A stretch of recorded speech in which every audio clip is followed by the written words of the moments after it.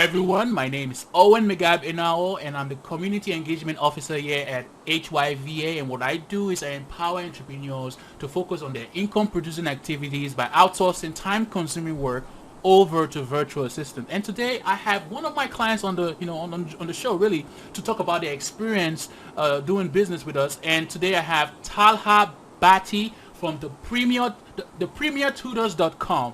So go ahead, introduce yourself to the audience, and we talk about what is this all your what is your business about, I guess.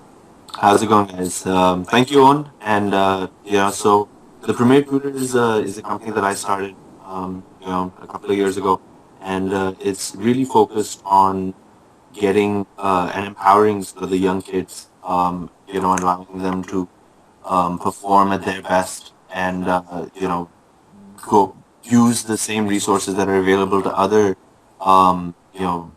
more wealthy people. So it's cheaper tutoring for people. It's the same quality that you would pay, $250 an hour for, and you're getting it at a fraction of the cost.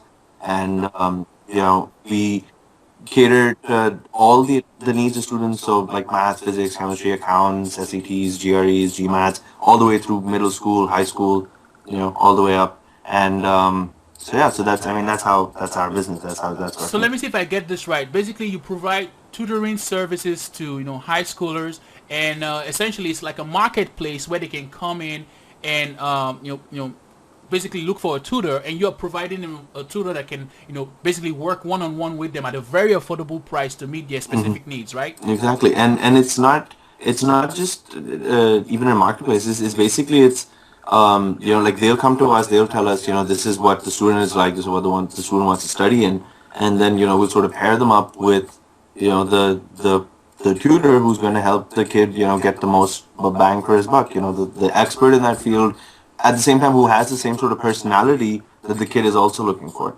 So say the kid wants a stress-free environment, where it's not just about work, work, work. So then we'll pair them up with somebody who isn't serious, like crawling down the kid's neck or whatever. But if like a parent says that we need somebody who'll crack a whip, then we'll give them somebody who is more drill sergeant about it.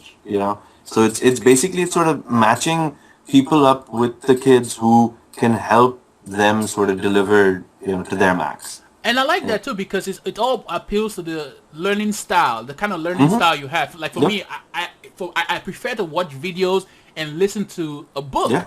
And Yeah. so finding that kind of person that can teach me in that form, it just makes total sense.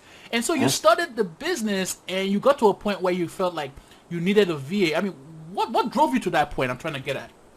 Well, so in the past, I mean, this business is largely driven by your customer referrals and stuff, and people referring you, and they in turn referring somebody else. So I mean, right now, like recently, for example, we came like four chains, four links down the chain. So one person referred somebody else, who referred somebody else, who referred somebody else. Which is a big deal for us.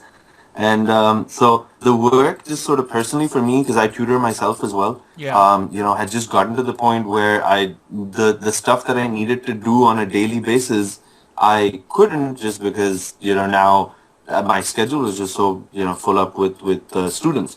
So I then needed just to take off some, and I knew some of the things that I was doing were just really pointless. Anybody could do them, if I just spent half an hour telling them And how. actually, let's Yeah. give the listeners some context as to Mm-hmm. how your day was even before you hired a VA. What were the things that you were doing? Give us some insight into that. Well, okay, so I haven't had a VA long enough for my life to completely get changed. I'm hoping that it will in the near future. But up until recently, like I was barely getting 4 hours of sleep a night. And I'm not even joking, okay? And like for extended periods of time, my wife wants to kill me right now.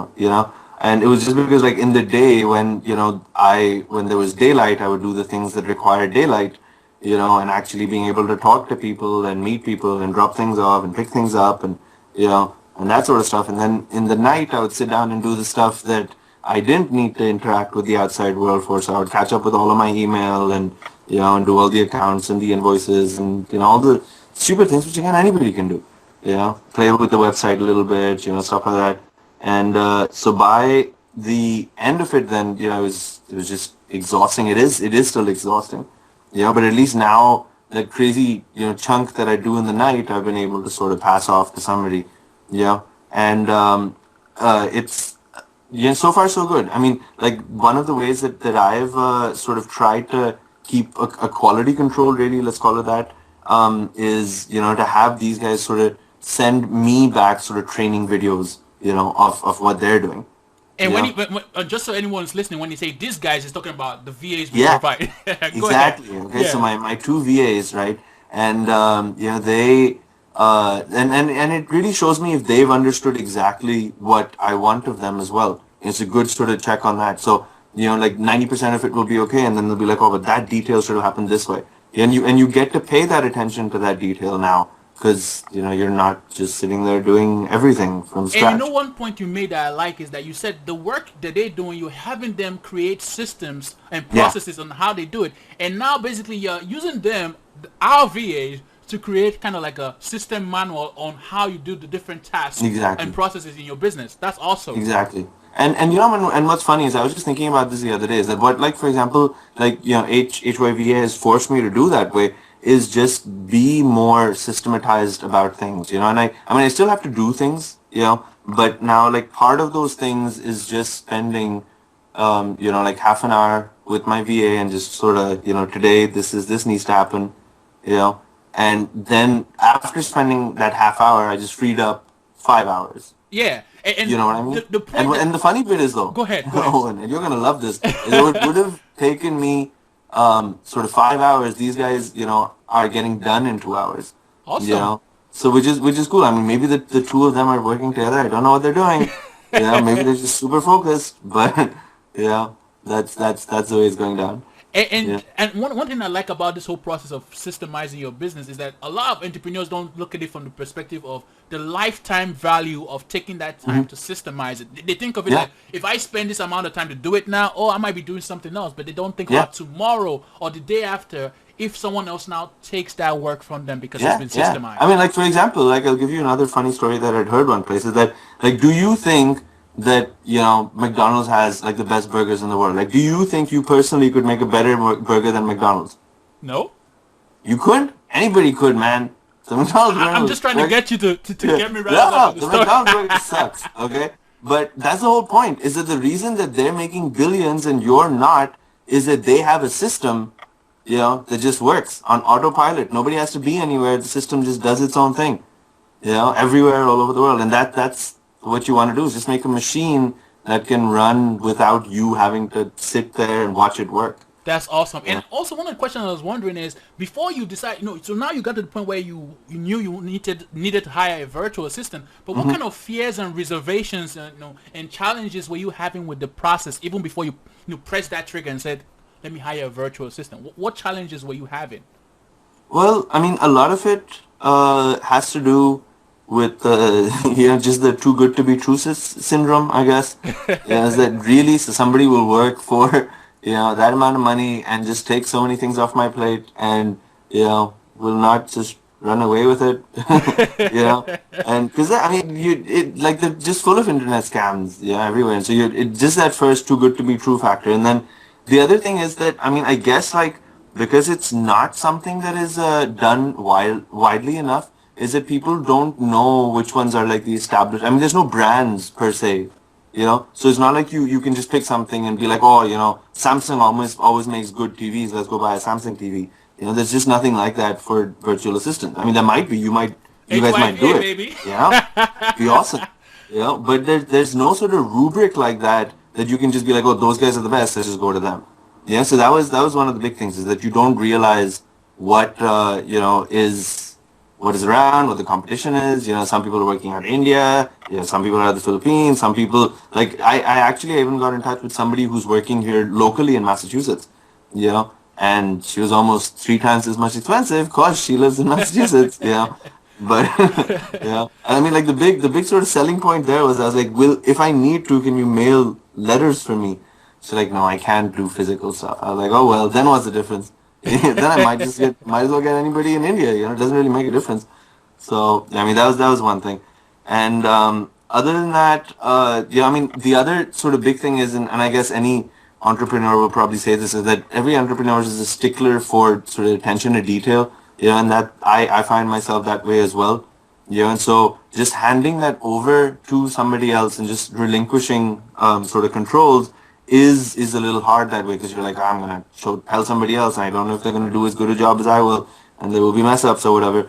And so just getting over that and actually handing it over and then sort of tweaking the process to get them to the point where you think you're at, I think is also, one big thing there. And you made a good point, but how did you meet that challenge of letting go? Because that's someone who's listening now will be wondering, how did Talha let go? Well, I mean, what I did was, and I mean, I don't know if I can share some screenshots or whatever with you. Oh, let me see. Definitely. Go ahead and Yeah. share your screen. Okay. All right. So, I mean, so for example, like this, I'm a big Google Docs fan. So what I've done is, I've broken it up a lot more into sort of daily, weekly, monthly activities. There's stuff that urgently needs to happen, stuff like that. Made a to-do list just so that everybody's on the same page all the time.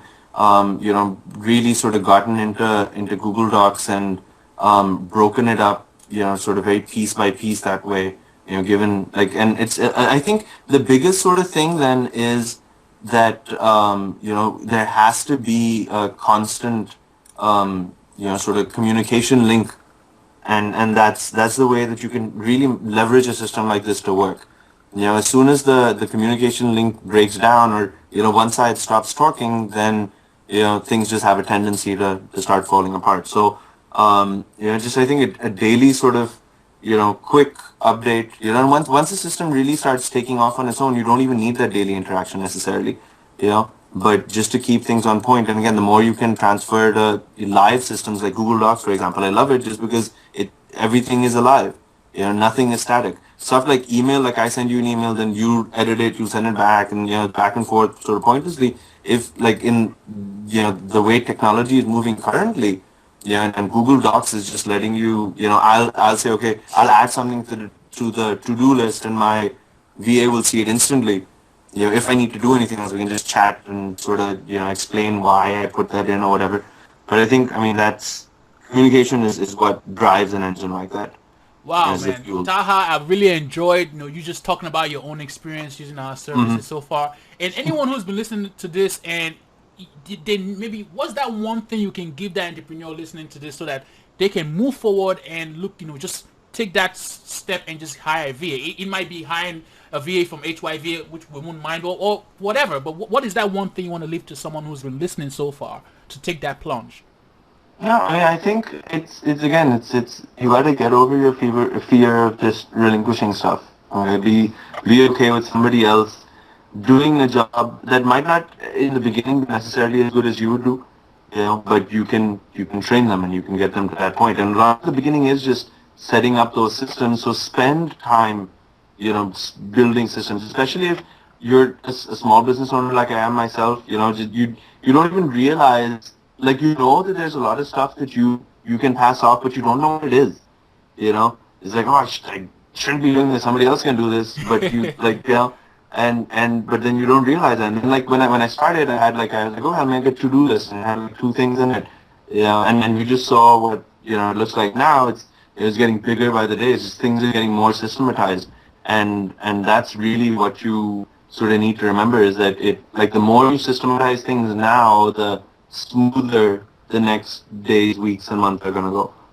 Thank you very much. Spend time on that. Thank you very much for dropping the knowledge and letting people who's been listening so far know that it's take that first step, systematize, and gradually grow to the point where you're doing less and less of the work. And that's what we're going to try at our best to make sure that we deliver to you here at HYVA. I'll be honest with you. The reason that I sort of picked you guys, versus other people, was because like I did a whole bunch of research, had like 15 sites or whatever, and Google page ranking for each of them and whatnot. Yeah. And then the reason you stood out was because you had taken so much ownership of your product, and like all the videos that you'd put up and stuff. You know, that was a big sort of decision making thing. Is that okay? You know, here's somebody who is also an entrepreneur. You know, who's in the same shoes I am, and I'm trying really hard to deliver a good product. I know this guy's too as well, and he's doing even more than I'm doing right now. So there's got to be something good about that. You know what I mean?